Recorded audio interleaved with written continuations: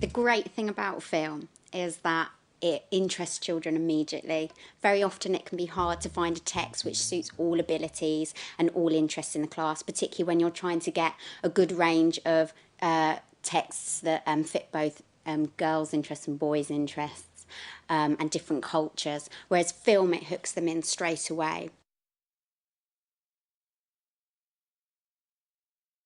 The C's and S's of film actually help to structure a child's thinking. What I like to do is divide it into a grid. So, like you have camera, colour, character, setting, symbolism, sound, and depending on the age of the child, depends on how deep you can go into that film. One strategy that I use for teaching the C's and S's is to allow the children to become the experts. So after we've done some activities with it, they'll watch the film and then we'll come back together and they'll report to the rest of the class depending on what they were focusing on. And then obviously if, children in other groups have got opinions of what they've said, they can feed into it. And I find that that's a really good way for them to delve deeper into the specific aspect of the film that they were given.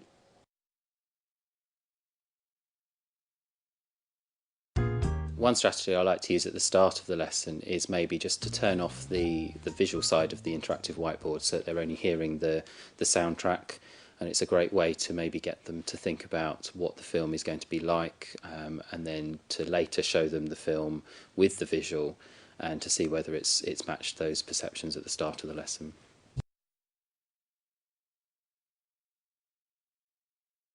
With character, I like looking at stereotypes.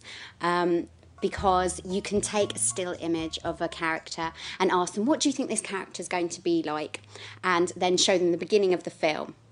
Are their expectations, have they been met? Have they changed at all? Why did they think that that character would be like that? And then show them the end of the film. Has the character changed? Were they wrong? Were they right? Why might that be? So it really helps with sort of social situations to get them thinking about that.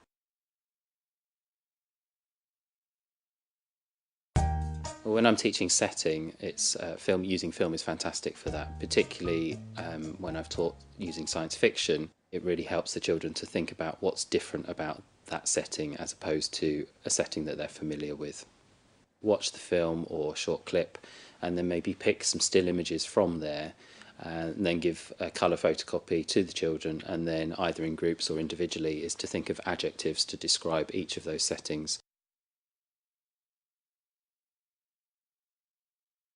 With symbolism, that's really good with year 5 and 6 if you want to go to those higher level inference and deduction skills. And so, for example, it can be as simplistic as the symbols in a film might just mean it's dinner time if there's a knife and a fork. However, you can develop the children so that they understand that, if they see a crow or a blackbird, that chances are in the next scene somebody's going to die.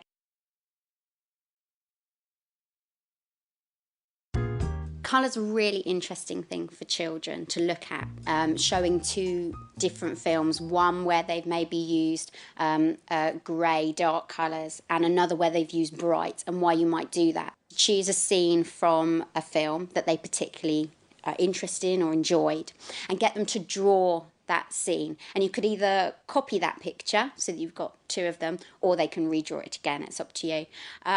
And then colour them very differently to each other. So use the dull colours in one and use the bright colours in the other. Get a torch with some coloured sweet wrappers and shine it over the picture to get, it's almost like a gel on a light from the theatre, so they can look at it, oh, which colour do I prefer? This helps them to look at what moods are they setting, which one do they prefer, how does it change the atmosphere of the scene, why has the director chosen those colours?